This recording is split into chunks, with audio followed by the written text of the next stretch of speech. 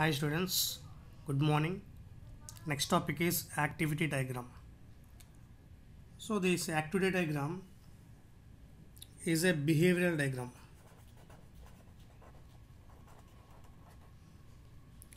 and it represents the behavior of a system. And the activity diagram is used to show the flow from activity to activity. It means it will flow of operations in a system. An activity diagram is represented by round rectangle symbol, and activities which can be executed simultaneously. It is nothing but independent activities. Those are executed by using fork and join operation.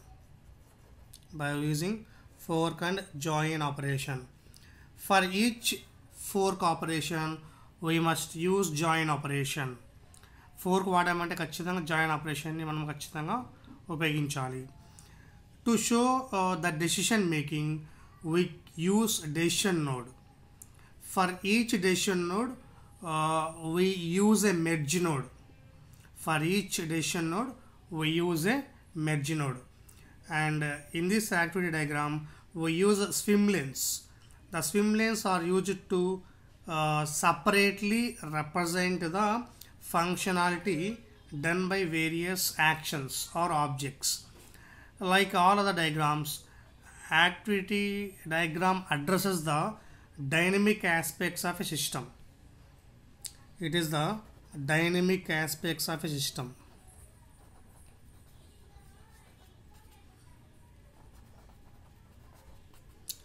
Next, coming to the common properties. An activity diagram is just a special kind of diagram and shares the same common properties as do all other diagrams. That is, its name and graphical content that are projection into a model is known as common property. This common property is applicable same for all other diagrams. Next, coming to the contents. Activity diagram commonly contains initial state. First one, initial state.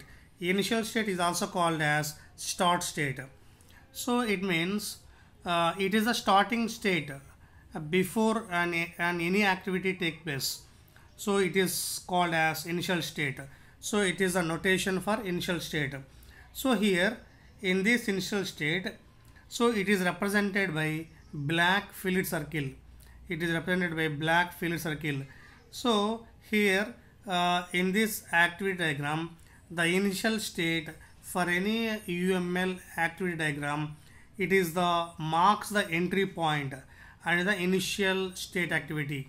It will marks the initial entry point. So for example, here I am taking an example. In this example, the initial is the state of the system before an application is opened. So you could show it is the initial starting state before an application will be opened. So here I am writing the open application. So it is this is called as round rectangle, is called as action state or activity state. So initial state symbol being used, it is the initial state symbol. So next, coming to the action state or activity state. Next one is action state, or we can also say that it is an activity state. So here in this action state or activity state, so this activity state, it will represent the execution of an action or objects. So we can represent an activity by using round rectangle corners. Basically, any action or any event that can takes place, that can be represented by using an activity. So it is the notation for an activity state. So round rectangle represent action state or activity state. Let us take an example for this action or activity state. So here, taking an example, in this we are considering the previous example of opening an application. Okay, opening application. The opening an application is an initial activity state in the activity diagram. It is the opening an application is the initial activity state in the. So here we are considering the previous example of opening an application. So the opening application is an initial activity state in the activity diagram. So is a sample example for action state or activity state. So activity symbol being used. So next one is action flow or control flow or transition. So here transition can be represented by using a solid line with arrow notation. So it is a notation for control flow or action flow or transition. So here action flow or control flow or transitions are also referred to paths and edges, are also refers to paths and edges, and transitions are used to show the transition from one activity state to another activity state. So మనం ఏ విధంగా represent చేస్తామంటే solid line with arrow head ఇలా ఇస్తాం అన్నమాట. So it is a notation for control flow. In this transition, an activity state can have multiple incoming action flows and multiple outgoing action flows. See once again, an activity state can have multiple incoming action flows and also outgoing action flows. So here we use a line, a solid line with arrowhead that will represent a control flow. In this transition, if there is a constraint, if there is a constraint will be represented. So while making the transition, it will be mentioned by using arrow. Okay, let us take an example so we can understand what is the transition or control flow. So example is example for action flow or control flow or transition. So in this example here, both the states that will transit into one final state by using action flow symbols, that is arrows. So here change wallpaper, generate playlist, these are called as action states, and these are called as control flows or transition, and this is the stop state. In this example we are considering both the states that will transit into one final state by using action flow symbols. The action flow symbols are called as arrows. Okay, it is called as, the figure name is using action flows for transition. So considered one more example for this transition. Here I am taking starting state, select site and commission architect. First starting state and select site. After selecting site, the architect will architect the site. So here in this diagram we have starting state and stop state, initial state, final state, and these two are called as action states. So it is called as transition. The transition is triggerless transition. The transition is triggerless transition. So it is example for transition or control flow. So next one is decision node and branching. So next one is decision node and branching. What is the decision node and what is the branching? So here in this activity diagram, when we need to make a decision before deciding the flow of control.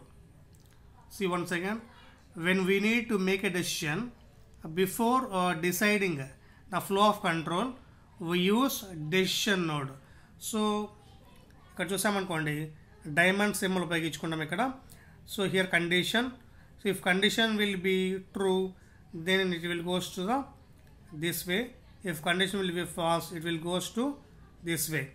So it is a notation for decision node. It is a notation for decision node. Let us consider another example. One example, for decision node and branching. So here the outgoing arrows from the decision node can be labeled with condition or God expression. Condition or God expression.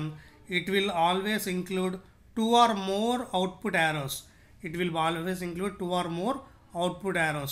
So here in this example, first of all we are taking input the number.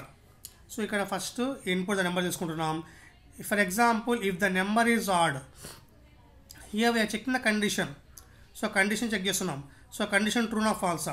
So here we are taking the if the number is odd. So number అనేది odd కాదు తీసుకుంటున్నాం. So the number is odd will be false. It will show error. For example, the condition if the number is odd is true, then it will display the number.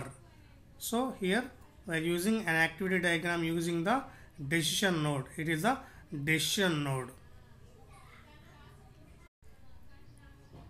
So next topic is God. So God ఎలా ఉపయోగిస్తామంటే, so a God refers to a statement written to next decision node on an arrow. Sometimes it is represented in square brackets. So see definition once again. A God refers to a statement written next to decision node on an arrow. Okay, a God refers to a statement written to next to a decision node on an arrow. Sometimes it is represented in square brackets. So here by using the, for example, the statement must be true for the control to shift along with a particular direction. Here the God will help us to know the constraint and the condition. It will determine the flow of a process. So in this example, if order is accepted, so here we are taking a decision. If order is accepted, then the control will go to this flow. If order is rejected, the control will flow this way. So here we are using God being used next to a decision node. Here God being used next to a decision node. It is called as God. Next topic is fork. Simply I will explain. Fork means fork splits behavior into a set of parallel or congruent flow of activities or actions. Or we can also say that fork node are used to support congruent activities. So it is a notation for fork node or fork. We can also say that fork node or fork. దీని మనం fork అని పిలిచొచ్చు, లేదంటే we can also say it as a fork node. So it is called as fork node are used to represent or used to support congruent activities. Okay, we can also say that fork node is split behavior into set of parallel or congruent flow of activities or actions is known as fork or fork node. So when we use fork node, when both the activities get executed concurrently, it means that is no decision is made before splitting the activity into two parts. See once again, no decision can be made before splitting the activity into two parts. So here in this fork node or fork, both parts need to be executed in case of a fork statement. So here in this fork node, we use a rounded solid rectangle bar to represent a fork notation. So it is a solid rounded rectangle bar. Okay, దీన్ని ఇంకా కొద్ది థిక్గా వేసుకోవచ్చు ఈ విధంగా. దీన్ని fork అంటాం. So here we use rounded solid rectangle bar to represent a fork notation with incoming arrow. It is called as incoming arrow. With incoming arrow, it is an incoming arrow from the parent activity state and outgoing arrows. Okay, these are outgoing arrows. towards the nearly created activities. Let us consider one sample example for fork or fork node. So in this example, so here the activity of making a coffee, can be split into two concurrent activities. So here one is adding. Here we are using an activity of making a coffee for can be split into two concurrent activities by using fork. So here the first activity is adding coffee powder and the second activity is steaming milk. Okay, here we are using making coffee. Okay, first activity is making coffee. The making coffee activity can be split into two concurrent activities. Here hence we are using the fork notation. Okay, it is a sample example for fork. So here a diagram using the fork.